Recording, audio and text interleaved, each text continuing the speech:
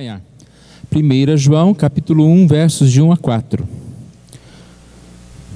O que era desde o princípio, o que temos ouvido, o que temos visto com os nossos próprios olhos, o que contemplamos e as nossas mãos apalparam com respeito ao verbo da vida. E a vida se manifestou e nós a temos visto e dela damos testemunho e vô-la anunciamos, a vida eterna, a qual estava com o Pai e nos foi manifestada. O que temos visto e ouvido, anunciamos também a vós outros, para que vós igualmente mantenhais comunhão conosco. Ora, a nossa comunhão é com o Pai e com o seu Filho Jesus Cristo. Estas coisas, pois, vos escrevemos, para que a nossa alegria seja completa. Vamos orar mais uma vez, irmãos? Pai querido, nós agradecemos a Ti por essa oportunidade, Senhor Deus.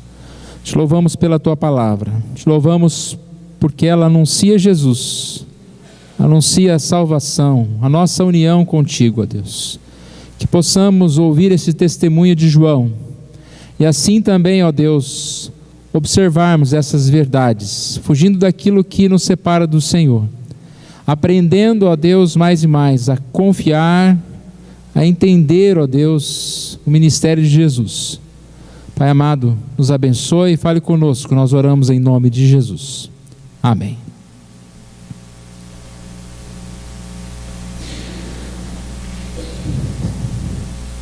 Escrevemos estas coisas para que a nossa alegria seja completa. Nós estamos já, irmãos, nos aproximando do final do ano. Quando a gente coloca um tema proposto para o ano, parece que vai demorar tanto tempo, né? Eu já estava pensando que nós já precisamos juntar um pouquinho o nosso tema para falar a respeito dele. E há alguns tempos eu tenho procurado um livro da Bíblia que pudesse expressar um pouquinho o nosso tema. Além do livro de Efésios, eu encontrei a primeira epístola de João. A primeira epístola de João. Nós percebemos que esta passagem, que este livro, como disse um comentarista chamado William MacDonald, ele diz: essa epístola é como um álbum de família. E nós estamos falando sobre uma família nas mãos de Deus. Nós percebemos que nós somos de uma família abençoada. Somos família de Deus. Ele nos tomou como filhos. E este texto exatamente vai falar sobre essa ideia de sermos família de Deus, de estarmos unidos a Deus. E se você pensar numa família, pai, filho, é tudo junto, né? Nós estamos unidos ali, o que é do pai é do filho. E quando nós falamos de família, sendo família de Deus, unidos a Deus, nós temos aquilo que Deus tem. Deus tem a vida eterna e nós somos filhos de Deus. E nós, como família de Deus, temos a vida eterna. Nós vamos então estudar em algumas semanas a primeira epístola de João. Hoje eu vou fazer uma pequena abertura e depois nós vamos estudar esses versículos de 1 a 4. João conhecido, o João amado, o João tão próximo de Jesus, é ele que fala essas palavras.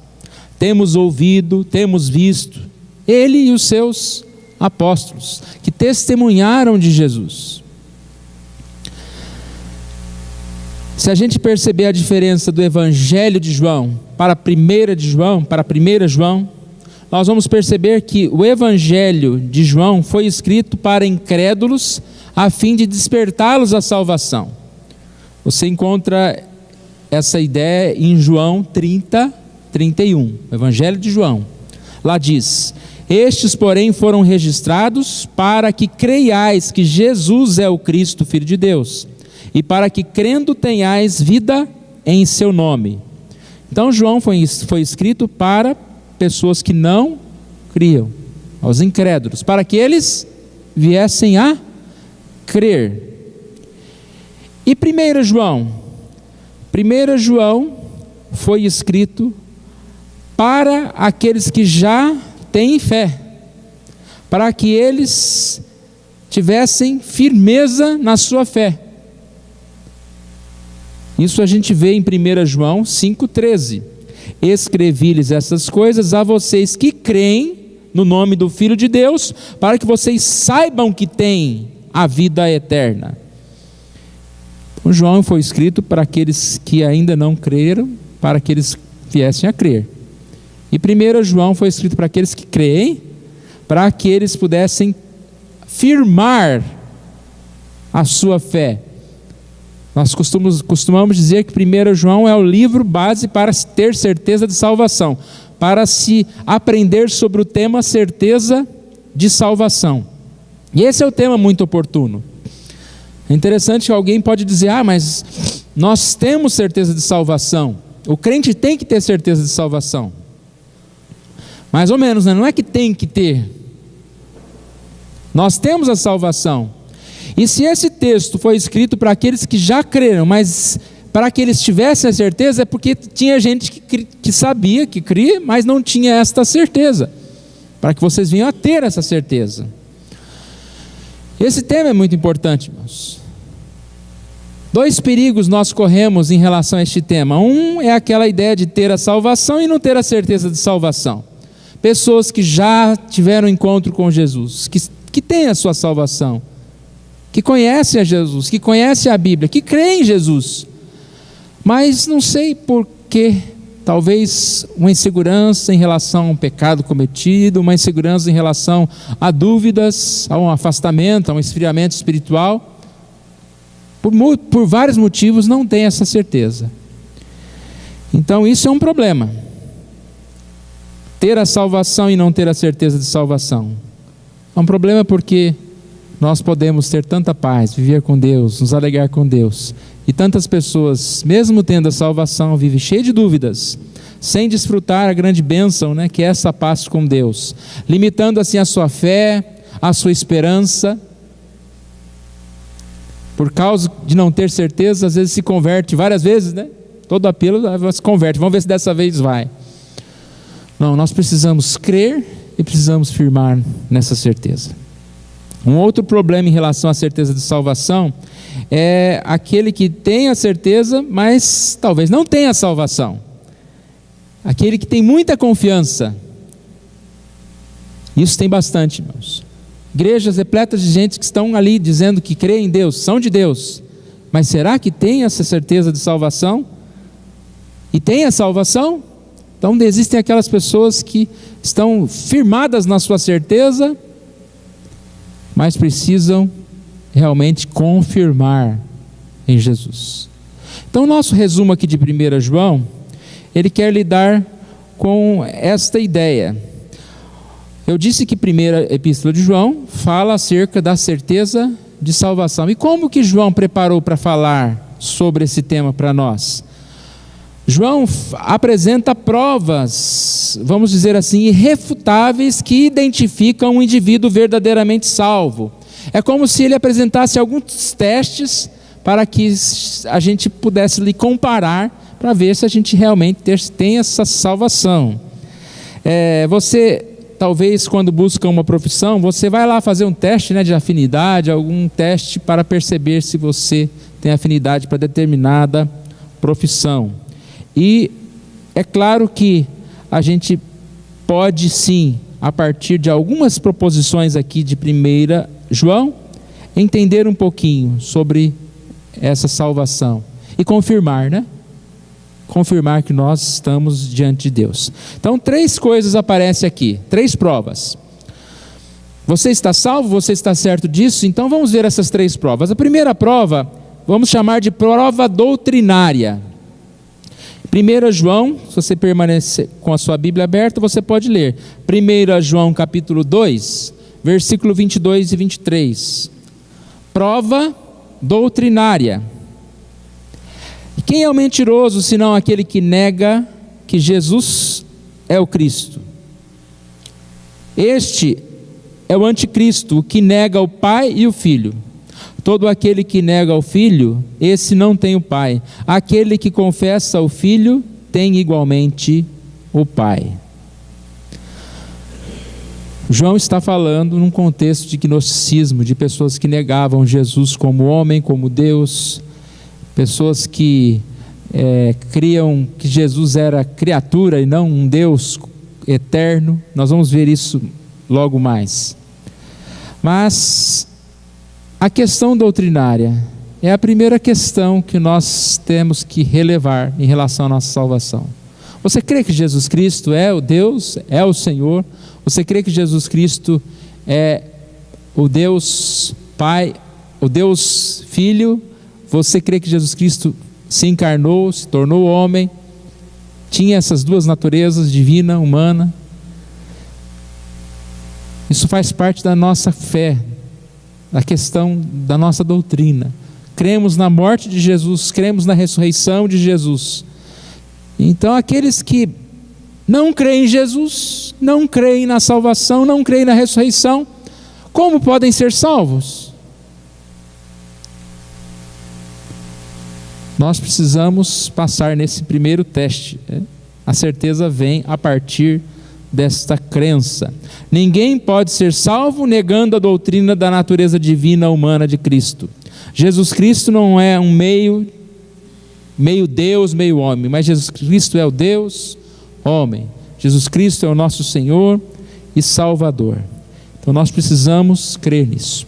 A segunda prova, podemos chamar de prova social, ou seja, a questão do amor. Essa é mais difícil, gente. Questão do amor. Leia lá, 1 João 4, 20 e 21. Se alguém disser, amo a Deus, e odiar a seu irmão, é mentiroso. Pois aquele que não ama a seu irmão, a quem vê, não pode amar a Deus, a quem não vê. Ora, temos da parte dele este mandamento, que aquele que ama a Deus, ame também a seu irmão. Qual é uma evidência da salvação? Aqueles que podem ter certeza de salvação. Aqueles que passam na prova social, os relacionamentos. É o texto que diz, né? Não sou eu que estou dizendo. Se você diz que ama a Deus e odiar ao seu irmão, você é mentiroso. Se você não ama a Deus, você não é salvo. Nós somos salvos porque Deus nos amou primeiro e nós amamos ao Senhor. E como nós podemos dizer que nós amamos a Deus que nós não vemos, se nós não conseguimos amar o nosso próximo que nós estamos diante dele? Então eu disse, né? É uma prova difícil, irmãos. Mas constantemente nós precisamos exercitar a nossa fé em relação ao amor ao nosso próximo. Não podemos ficar devendo amor a ninguém. Precisamos ser mais tolerantes, perdoar as pessoas, né? Compreender que Deus nos amou para que nós também pudéssemos levar a sua palavra. E a mensagem de Deus, ela só é conduzida por aquele que consegue expressar amor ao seu próximo, independente de quem ele seja, do que ele esteja fazendo, né?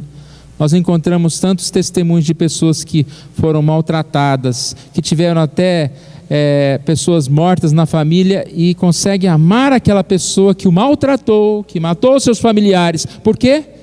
Porque o amor de Jesus está no seu coração.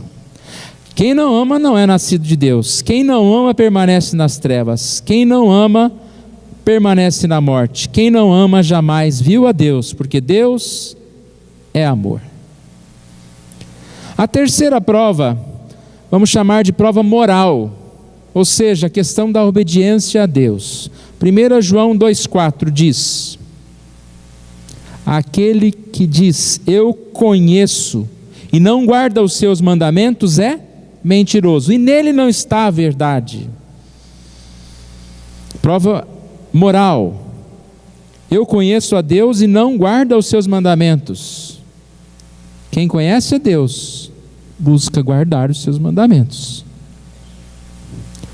Ainda, 1 João 1,6: se dissermos que mantemos comunhão com Ele, com Deus, e andarmos nas trevas, mentimos e não praticamos a verdade.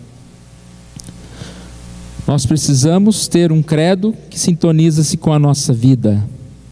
Aquilo que nós cremos está relacionado àquilo que nós fazemos. Então percebemos, irmãos, que 1 João, é um resumo bem rápido, porque nós vamos estudar os versículos, mas 1 João vai trazer para nós alguns testes como estes.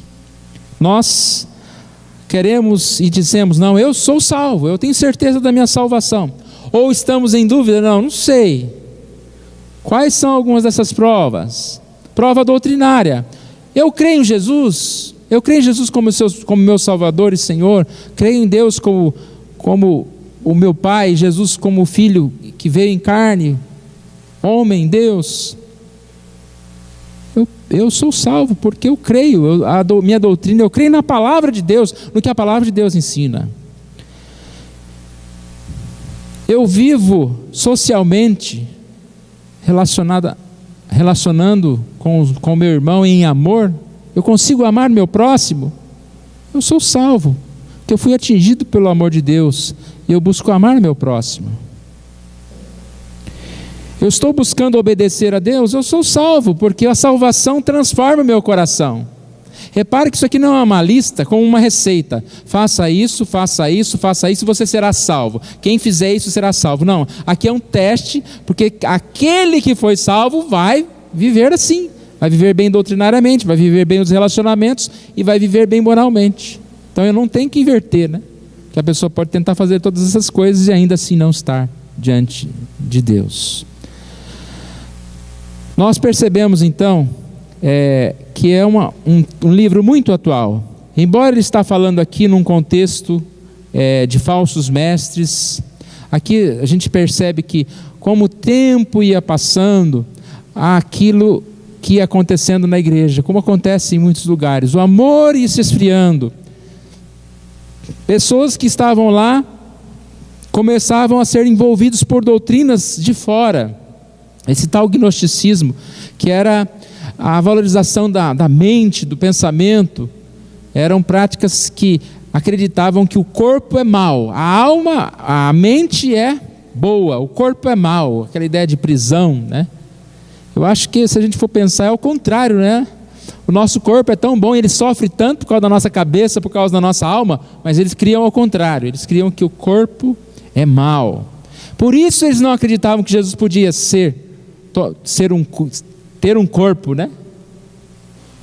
E aí uma série de doutrinas estranhas estavam entrando para a igreja. Então a gente vai perceber que aqui há essa palavra forte de João. Hoje existem muitos falsos profetas, falsos mestres, Nós precisamos atentar para isso. A gente sempre lembra, quando lê esse texto, dos testemunhos de Jeová, que vão nas igrejas, nas casas, estão aí proclamando. Se você falar sobre Jesus como Deus, eles não creem nisso. Eles não creem que Jesus é Deus. Jesus foi criado. Jesus é filho, mas ele não é Deus, ele foi gerado. Então nós percebemos que essas doutrinas estão por aí, como outras doutrinas que são parentes destas, como o misticismo sincrético. Olha que palavra difícil, mas na verdade essa ideia de rituais, práticas estranhas às escrituras, que estão por aí, amuleto disso, dia daquilo, oração corrente daquele, coisas que são estranhas à escritura. O liberalismo teológico, que exatamente as pessoas começarem a dizer que a Bíblia ela pode ser quebrada em partes. Você só crê em Jesus, crê nos evangelhos, partes da Bíblia são fábulas, não crê na Bíblia como um todo. Nega essa inerrância das Escrituras, a Bíblia como infalível. Pessoas que falam do universalismo, crendo que todos serão salvos. Uma outra praga que chama pragmatismo, que atinge muitas igrejas. O que é esse pragmatismo? A verdade não é o mais importante, é o sucesso é mais importante. Então, a gente percebe aquela ideia de o fim justificam os meios, né? O que é importante é a prosperidade, o que é importante é a igreja crescer, a igreja grande, né? Não se importa o que faça para que aquela igreja se torne grande assim. Então, João está escrito para combater essas falsas doutrinas. E ao mesmo tempo que ele vai combater, né, dizendo, vocês não devem se influenciar por esse mal, ele vai ensinar àquela igreja, àqueles homens, vocês devem ter certeza da sua salvação, baseado em crer em Jesus, em viver a verdade de Jesus. Vamos aqui, irmãos, rapidamente ler esses versículos. O que era desde o princípio, o que temos ouvido, o que temos visto com os nossos próprios olhos, o que contemplamos e as nossas mãos apalparam com respeito ao verbo da vida. O tema deste primeiro parágrafo, né, de 1 a 4, é Jesus. É Jesus o tema central. E ele fala sobre Jesus de forma especial e nas palavras dele aqui, ele já está combatendo essas doutrinas heréticas. Quando ele começa o que era desde o princípio, não é um Jesus criado, não é um Jesus que nasceu ali, ou um Jesus que apareceu. Desde um princípio, princípio aqui não marca tempo, princípio é a eternidade. Jesus sempre existiu, antes da fundação do mundo. Ele não foi criado, ele é o Criador. Se a gente ler lá João 1,1, diz, no princípio era o verbo, e o verbo estava com Deus, e o verbo era Deus. Então a gente percebe aqui, em primeiro lugar, a humanidade do verbo, a humanidade de Jesus. O que temos ouvido, o que temos visto com os nossos próprios olhos. O que ele está frisando aqui? Que ele teve uma experiência pessoal com Jesus. Ele e os apóstolos viram Jesus. Tocaram, as nossas mãos apalparam, nós contemplamos. Então ele está falando a respeito de Jesus carne, de Jesus homem. Ele usa aqui os 3 sentidos nobres, né? Audição, visão e tato, mostrando que eles testemunharam Jesus. Jesus, que sem deixar de ser Deus, tornou-se homem, perfeitamente homem, visto, apalpado, ouvido. Olha o versículo 2: e a vida se manifestou a nós, e nós a temos visto. Então, a humanidade do verbo e agora a manifestação do verbo. A vida se manifestou. Ou seja, Jesus não ficou isolado na glória, ele não é um Deus eterno que ficou lá nos céus, né, comandando as coisas. Ele se manifestou. Ele vem até nós, ele se manifestou no tempo e na história, e essa ideia de se manifestou, ou seja, é vontade própria. Se não fosse o próprio Deus se manifestar, se fazer presente, revelar-se a nós, nós nunca iríamos ver, nós nunca iríamos encontrar Jesus, viveríamos como os outros homens aqui perdidos e morreríamos sem conhecer Jesus. Não é a fé que nos faz enxergar Jesus, é o próprio Cristo se manifestou. Ele coloca a fé no nosso coração e ele se manifesta para que nós então possamos enxergá-lo, nós possamos vê-lo. A humanidade do verbo, a manifestação do verbo e a proclamação do verbo. Final do versículo 2 até o 4 dizia: a vida se manifestou e dela damos testemunho. Proclamação do verbo, e dela damos testemunho. Vô-la anunciamos a vida eterna, a qual estava com o Pai e nos foi manifestada.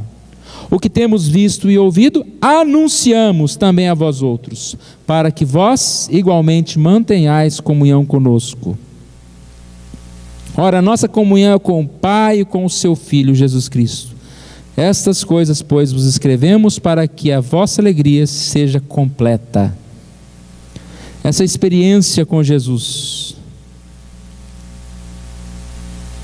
ela não é simplesmente para ficar para nós, né? É o exemplo que a gente sempre dá.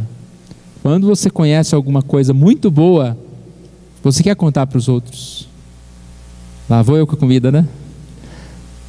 Vai num restaurante muito bom ou num lugar, você quer compartilhar aquilo com os outros. Como não compartilhar Jesus, a vida eterna, a alegria que nós temos, o que nós conhecemos? E é interessante que a gente vê aqui, irmãos, o propósito dessa proclamação. A proclamação de Cristo visa 2 propósitos. O primeiro propósito, promover a comunhão com o Pai, com o Filho e uns com os outros. Quando ele diz aqui, o que temos visto e ouvido anunciamos também a vós outros, por quê?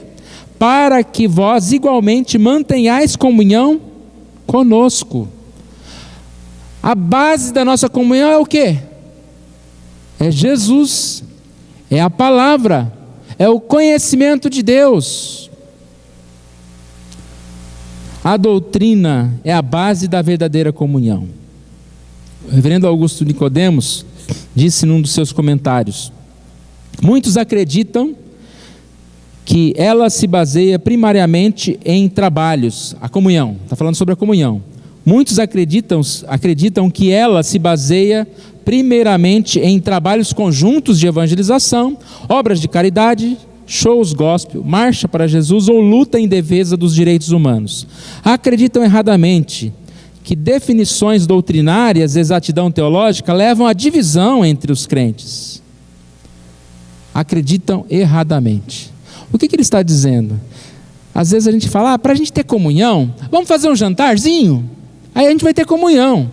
Para a gente ter comunhão, vamos fazer um trabalho, vamos para um acampamento. E alguns dizem, mas fazer um estudo teológico não vai juntar gente.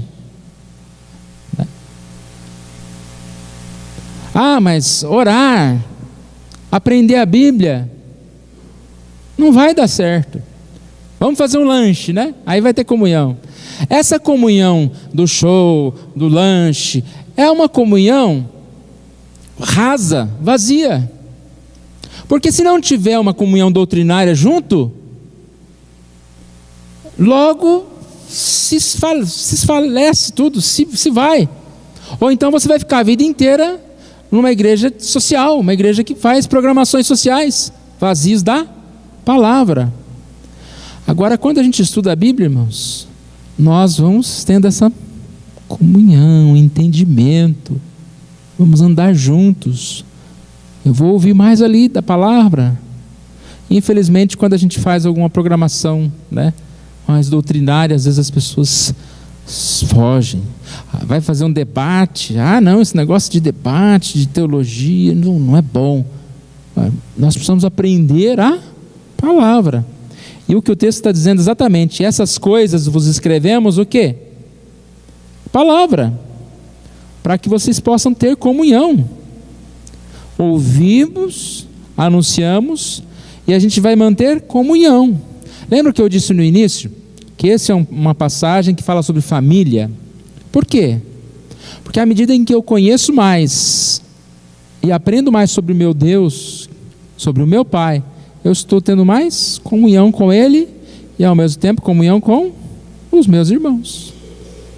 Estou me colocando dentro da família de Deus. Um segundo ponto, a proclamação de Cristo visa um segundo propósito, que é promover a alegria completa. Vocês viram que lindo esse versículo?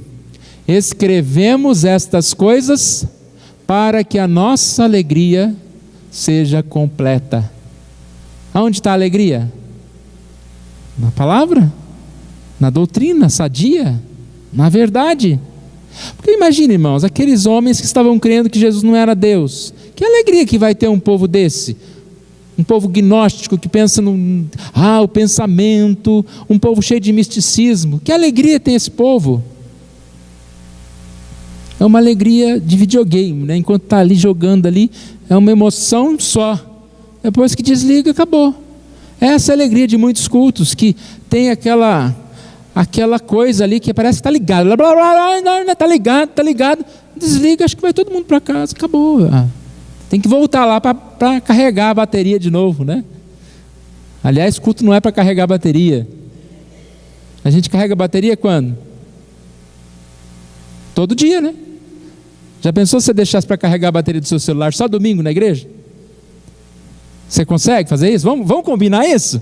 A gente põe um monte de tomada aqui e você fica a semana inteira sem carregar o celular, é só no domingo que você vem e carrega. Não, pastor, não dá. Vai morar todo mundo na igreja, né? Fazer culto segunda a domingo para carregar a bateria do celular. Então a gente carrega a bateria na igreja, e segunda, e terça, e quarta, e quinta e sexta, para que a nossa alegria seja completa. Você vai completar a bateria. O que é bateria? Alegria, bateria, é vida. Sem vida não tem. É horrível, né, irmãos? Estar vivo só do coração batendo, mas sem emoção, sem verdade, sem conhecimento de Deus. Então nós percebemos que a comunhão do Senhor é realmente muito importante. A comunhão é a raiz da alegria. A alegria é fruto da comunhão. A comunhão é resposta de Cristo para a solidão da vida. A alegria é a resposta para o vazio e a superficialidade da vida. Um comentarista chamado Harvey diz: comunhão com o Senhor e comunhão com os irmãos constitui-se a base do nosso gozo mais elevado. O nosso gozo é cumprido por meio da comunhão contínua. Então, nós temos um dia muito alegre, né, irmãos? Domingo é o melhor dia para nós. Alegria, podemos estar na escola dominical, podemos estar com Deus, podemos ouvir os cânticos, cantar junto com os irmãos. Mas eu disse que é muito pouco, né, irmãos? A gente precisa continuar. Enquanto nós não estamos juntos, continuar essa alegria. A Bíblia está disposta para nós. Nós temos muitas coisas para a gente poder ouvir de Deus, né? Aqueles vídeos que você vê lá no celular, tem vídeo também falando de Deus, né? Não é só piadinha, vídeo cacetado, acidente e outras coisas que é bom nem estar, mas tem muita coisa boa de Deus. Tantos sermões abençoados, cultos, e a gente pode completar assim a nossa alegria. O Evangelho é boa nova. O Evangelho é alegria. O fruto do Espírito é alegria. Filipenses 4:4 diz: alegrai-vos no Senhor. Então nós podemos sim, irmãos, e precisamos buscar mais e mais a adorar a Deus. A proposta aqui então, irmãos, é que nós estejamos buscando a verdade. Se você não busca a verdade, você vai buscar um ídolo distante da verdade. Você vai se afastar dessa verdade. Você vai se afastar de Deus.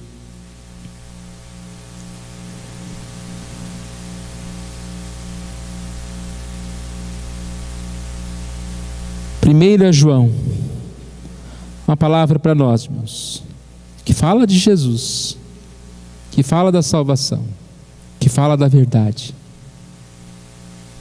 que fala sobre a nossa salvação, que fala aos crentes, aos que já têm Jesus, a respeito dessa certeza, que nós possamos aprender um pouquinho nessas semanas, que nós possamos estar interessados nisso,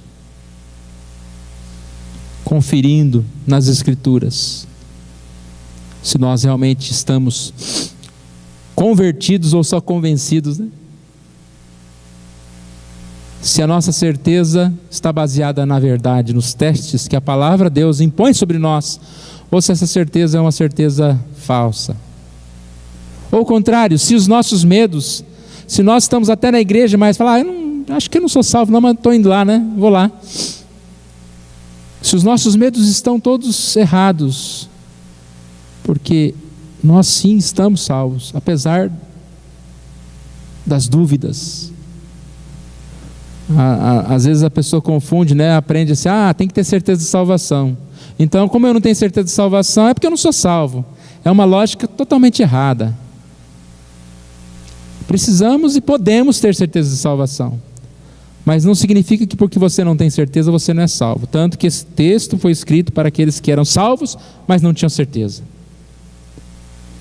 E que nós possamos descansar, irmãos, na palavra de Jesus. Nós vamos ficar em pé, vamos orar ao nosso Deus nesse momento. Depois nós continuamos a falar na próxima semana sobre 1 João 1, de 5 a 10. Vamos orar. Obrigado, Senhor Deus, nós te louvamos pela tua palavra, nós agradecemos a ti, Senhor, porque nós podemos conhecer ao Senhor, ó Deus, a manifestação do Filho, ó Deus. Deu firmeza a nós e nos dá firmeza, ó Deus, pelo testemunho dos apóstolos, dos irmãos que estiveram com Jesus, essa verdade que é revelada pelas Escrituras, e que nós possamos, ó Deus, estudar e assim nos firmar mais e mais na verdade que é Cristo. Obrigado, ó Deus, por esse momento, e que o Senhor Deus esteja abençoando cada um de nós, completando essa alegria, ó Deus, nos fazendo realmente depositar esse nosso desejo, ó Deus, os nossos sonhos no Senhor, para que nós tenhamos a real alegria, Senhor Deus. Nós oramos assim em nome de Jesus. Amém.